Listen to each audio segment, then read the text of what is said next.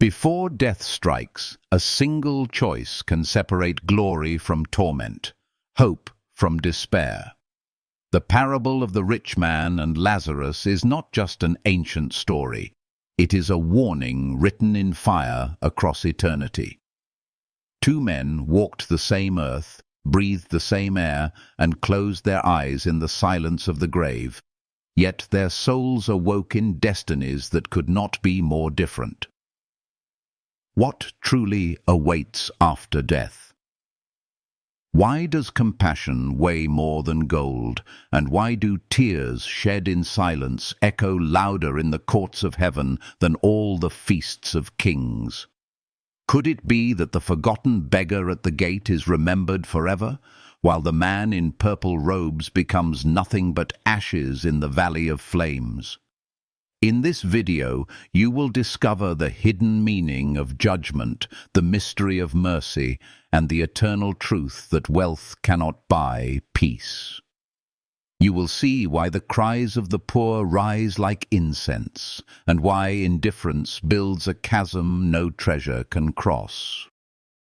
Together, we will journey into the valley of shadows and the gates of paradise, where eternal destinies are revealed.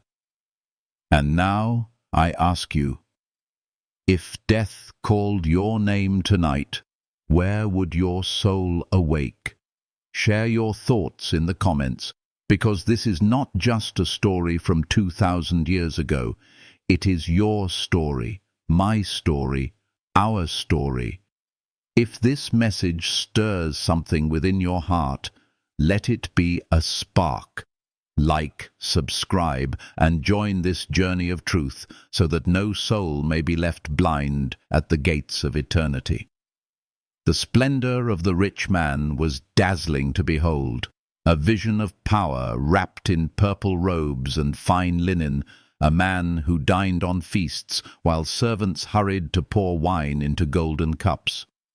Purple dye was rare in the ancient world, drawn from countless shells, more costly than silver, reserved for kings and emperors. To wear it was to declare, "I am untouchable, I am above you." But the story whispers another truth. The greater the robes, the thinner the soul beneath. Today the color is not purple, but shimmering glass towers, mansions perched on hills, luxury cars flashing down highways, endless parties in neon light. The disease is the same: prosperity without compassion, abundance without mercy. His sin was not wealth itself, but blindness. He stepped over suffering as if it were dust. He saw hunger and turned away. And the warning is sharp. Riches without love become a chain of fire. What if every possession you treasure is already a weight pulling you down? Tell me in the comments, do you believe wealth can bless the soul, or does it corrupt more than it heals? For the story presses on, pulling us to the man at the gate. The suffering of Lazarus is carved into eternity with wounds the world ignored. His body was covered in sores, his hunger gnawed like wolves in the night, and his only companions were dogs who licked his wounds with more kindness than the people who passed him by. Nature gave mercy where humanity refused. And how close this vision feels when we walk through American streets where the homeless wrap themselves in cardboard while crowds stream past, eyes glued to glowing screens. Lazarus had nothing, no robe, no feast, no voice in the halls of the powerful, yet he carried faith. He endured. He hoped against the weight of despair. In God's eyes, the beggar was not invisible. The pain that no one else saw was remembered by the heavens. The lesson is piercing. The unseen suffering is written in God's book, and one day every tear will be weighed. Have you ever turned away from someone's pain because it was too uncomfortable to face? Comment your truth, because honesty may be the first step to healing. And the story does not stop at the gate, for death is coming, and it is the great equalizer. Death. The great equalizer silences every song, halts every banquet, and levels every crown into dust. Lazarus, frail and forgotten, closed his eyes, and angels lifted him into the bosom of Abraham, a place of comfort, of eternal rest. The rich man, honored with a burial of incense and marble, awoke in Hades, in torment and fire. The contrast is devastating. The one the world pitied is comforted. The one the world envied is condemned. Death strips away the masks, the titles, the power. It exposes what truly lived in the heart. And so the grave is not the end, but the doorway to judgment, where the last become first and the first stumble into shadows. Think of it. Your house, your account, your reputation, every medal and trophy. They do not cross the threshold. Only the soul remains, bare and unhidden. The question burns. If tonight your name were called, where would your soul awake? Share your thoughts below, for these are not distant riddles. They are choices pressing at our own gates. And with this, the tale deepens, moving us into the realm of torment and memory, where eternity itself speaks. The torment of the rich man is described with fire that does not consume, yet never relents, thirst that cannot be quenched, and a voice once proud, now trembling for a single drop of water. Imagine the banquet tables of gold, now replaced with flames that lick at the soul, the laughter of servants silenced by cries of anguish. The greatest pain was not only the heat of the fire, but the torment of memory. Every time he stepped past Lazarus without lifting a finger, every feast where compassion was absent, every prayer he ignored. The torment is the echo of wasted opportunities, guilt sharpened into chains. And then there is the great chasm, that unbridgeable gulf between comfort and agony, mercy and despair. Once the door closes, it does not open again. Eternity cannot be bribed, bargained, or bought. Think of today's obsession with fame, influence, and money. People chasing followers like treasures, hoarding power as if it will never fade. But in the valley of judgment, influence turns to dust. This story confronts us with the truth. Eternity is not shaped by what we owned, but by what we gave. What do you think? Does our culture glorify success but forget the soul? Write your thoughts in the comments, because this tension touches every one of us, and from the flames rises a plea, not for himself, but for the living. The plea for the living erupts from the rich man's lips as desperation turns outward. Send Lazarus to my father's house. Warn my 5 brothers, so they will not come to this place of torment. It is striking. When suffering struck, the one who ignored the beggar now longs for the beggar to become a messenger. Yet the answer from Abraham is heavy with truth. They have Moses and the prophets. Let them listen. The plea is denied not from cruelty, but from justice, for God has already spoken, already given light enough to guide. And here lies the shocking conclusion. Abraham declares that even if someone rises from the dead, those with hardened hearts will not believe. This is more than story. It is prophecy. For Christ himself would rise, and yet many would refuse to see. It is a mirror held up to our age. We crave miracles, signs, proof carved into the sky, but the truth is nearer than we admit. Faith is not born from spectacle, but from surrender. A miracle without humility fades like smoke. Look around. How many chase the supernatural, yet neglect the words already written? How many want fire from heaven, but ignore the quiet call to love their neighbor? This parable presses a lesson deeper than comfort or torment. It warns us that the greatest miracle of all may stand before us and still be rejected. And so we are asked to choose, while breath is still in our lungs, while time is still ours to give. What would you do if the warning was meant for your family, your house, your life? Share your heart in the comments, because the story of the rich man and Lazarus is not only history, it is a message reaching across centuries, calling you and me to awaken before it is too late. The heart of the parable beats with contrasts so sharp they pierce the soul. Wealth against poverty, arrogance against humility, torment against comfort. But the message hidden within is not a curse against riches themselves. It is a warning against a heart grown cold, a soul wrapped in pride, a life consumed with self while the suffering of others lies ignored. This is not a call to despise money, but a call to stewardship, to mercy, to an eternal vision. The rich man's downfall was not purple robes or golden tables, but blindness, the refusal to see the image of God etched in the broken man at his gate. And here lies the question that rattles every listener.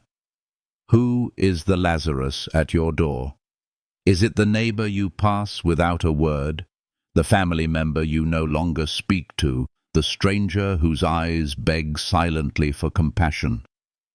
The Bible story speaks across centuries, pulling at our modern illusions, our houses filled with technology, our wallets fat with possessions, our schedules crammed, yet our hearts hollow. We build digital empires, chase followers, cling to influence, but forget the eternal truth that love is the currency of heaven.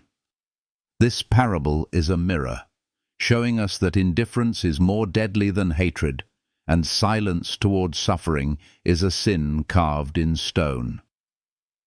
So the question burns: are we living for comfort now, or for eternity later? Share your thoughts in the comments, because the world needs to wrestle with this truth. The message is sharp, but healing. Riches without mercy rot the soul, but compassion unlocks eternal treasure.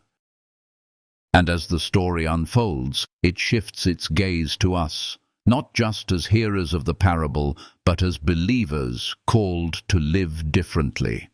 Lessons for today's believers flow like rivers from this ancient story, cutting through excuses and calling us higher. Compassion is the first lesson. How we treat the Lazarus at our gates defines the depth of our faith. Look at today's world. Tent cities sprawled under highways, refugees fleeing war, children crying in silence behind closed doors. The question is not whether we see them, but whether we respond.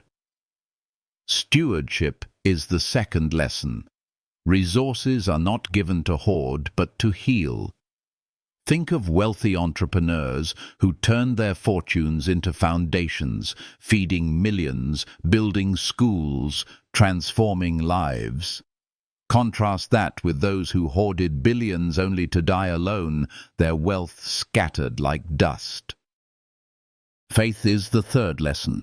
It reminds us that salvation cannot be bought with coins or crowns, but only through trust in Christ, the one greater than Abraham, the one who crossed the chasm for us. Accountability is the final lesson. Judgment is not a distant myth, but a certain reality. Every choice echoes into eternity. Every act of mercy lights a lamp in the kingdom. Every refusal to love leaves a scar on the soul. Real testimonies reveal this. The wealthy who confessed emptiness despite success, and the poor who found unshakable hope in their faith.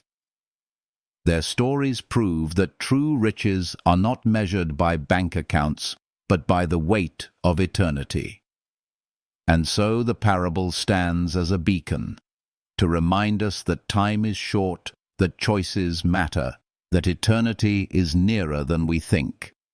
The flow of the story now turns toward a closing reflection, urgent and personal, calling us not just to admire the tale, but to choose our destiny while the gate of mercy is still open.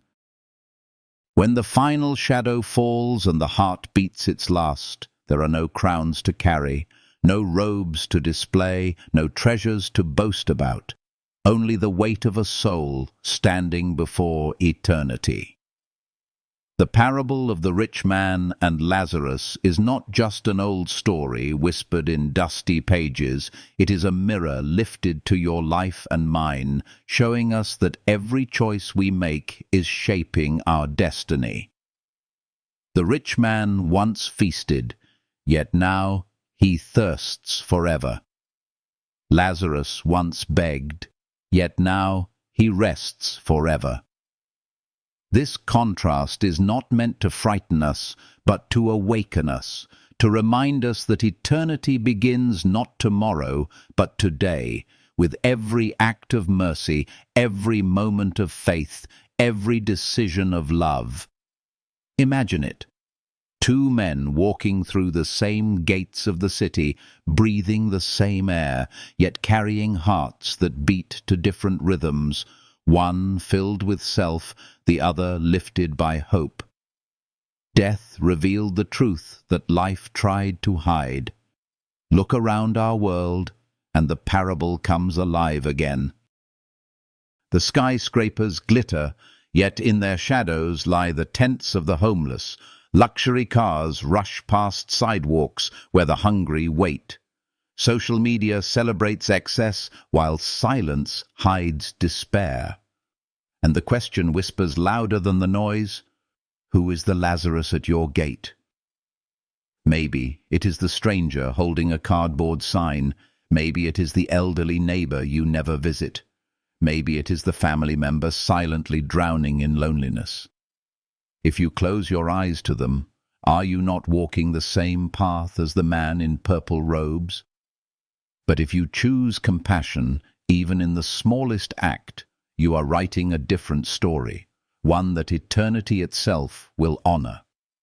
This is the power of the parable. It transforms the abstract into the personal. It is not about wealth versus poverty, but blindness versus sight, indifference versus mercy, pride versus humility. The rich man's torment was not only flames, but the memory of opportunities wasted, moments when he could have given life but chose comfort. And so we are reminded, our choices echo beyond the grave. The unseen kindness, the hidden generosity, the prayer whispered for a broken soul. These are treasures that moth and rust cannot destroy. The parable teaches that God weighs not the banquet, but the broken heart healed, not the robe, but the hand extended, not the power, but the mercy. And here is where it becomes even more real. The words of Abraham to the rich man echo to us today. They have Moses and the prophets, let them listen. In other words, the truth is already before us. The call to compassion is already clear. The invitation to faith is already open. We do not need another miracle to awaken. We need humility to respond. Even if someone rises from the dead, a hardened heart will not believe. And yet, one has risen from the dead. Christ himself, greater than Abraham, greater than every prophet. He crossed the chasm to carry us from despair into hope. The question is not whether light has come, but whether we will open our eyes to see it. So the parable asks us, what will you do with the life you still have? How will you use the breath still in your lungs? Will you hoard it for yourself, or pour it out in love? Will you live as though this world is the end, or as though it is the beginning of eternity? Each act of kindness, each moment of compassion, is a seed planted in soil that death cannot touch. Each refusal to love is a stone added to a wall that grows higher and higher until the gulf cannot be crossed. Which story will be yours?